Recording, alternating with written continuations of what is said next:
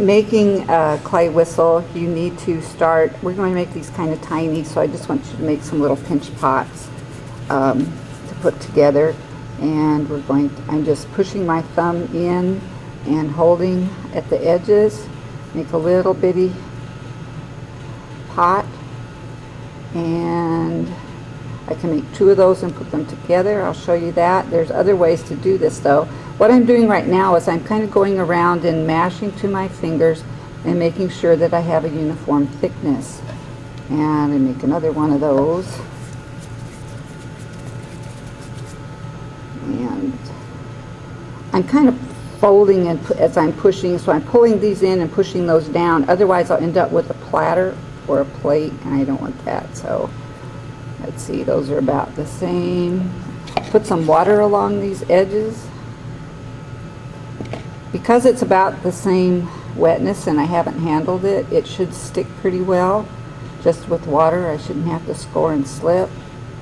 So I'll put those together, kind of pushing them towards one another, and I will blend over my seam. Can push that a little closer to the center before I try to cover the crack, because I do not want to trap any air. And of course, if I push in, I will smash the whole thing, so I need to be careful not to do that. I'm not applying a whole lot of downward pressure, I'm applying more sideways pressure.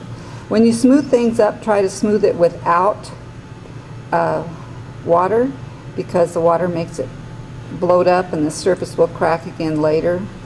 I can smooth this a little bit more by rolling it on the table.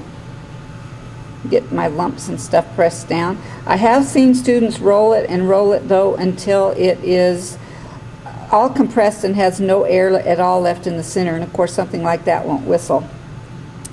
I think I probably will make this into a little chicken, because that's what I have in the whistle demonstration to show you. So I'm just kind of squeezing and pulling the tail, and I'll put a little water on here and add a little blob. It is not necessary, put some water on my blob. It is not necessary to make the head to put it on. That blob's about the right size. And you see I'm kind of pushing and twisting so that I can get the air out as I put it on there. And now that I have it on there, oh, it's way off to the side. I should have looked before. This chicken is looking sideways.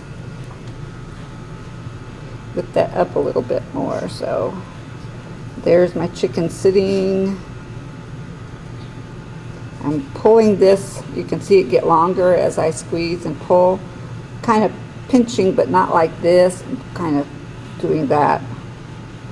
And I will just kind of pull a little bit of it down here and make a little beak. What an asymmetrical chicken. You know what I'm going to do? I'm just going to change his tail and mash it that way, so that he's sitting straight up and down. He's looking up now. Try to get it symmetrical and smooth before you make the whistle works, whatever it is that you do. Would you grab me one of those pins out of the toolbox, please? And I don't like the fact that his chest is so low, so I'm just going to kind of hit it on my hand to raise the chest up, so now he's got a smoother, or maybe he'll sit on the table like this instead of, but before his chin was kind of like down on the table. Thank you. After I get, oh, I need one that's empty, but maybe I can just take this out.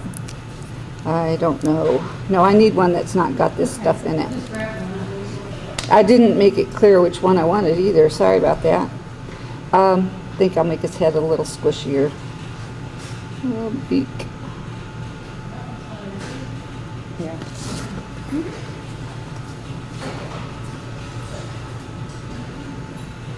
That's not quite like the chicken that you'll see again in a minute. And sorry I keep getting so low on the camera. I'm trying to look at it instead of through the viewfinder. But I wanted to get him symmetrical. So there he is. Thank you. Now if I want to put eyes on this little guy, this is a handy thing. A pen with no ink in it. And I'll just put his little eye there. And to put the other eye on, you have to look at it from the front to make sure you don't get one high and one low. You have to look at it from the top to make sure you don't get the other one forward or backwards. So I kind of position it high and low, and I think that's exactly where it goes. So then I'll push it and get it in there. And you can use other things like a Q-tip, or I could use the edge of my pin here, and I can like make little designs on this. And I could, it's better if you impress things than if you draw things, but you could draw little tips too. Drawing creates little goobers that stick up all over, and you have to try to mash them back in. But before you decorate yours, I didn't do enough smoothing on mine. You want to decorate it and smooth it, and be real careful not to push, because once you push it in, you can't get that back out. So don't do that. The end.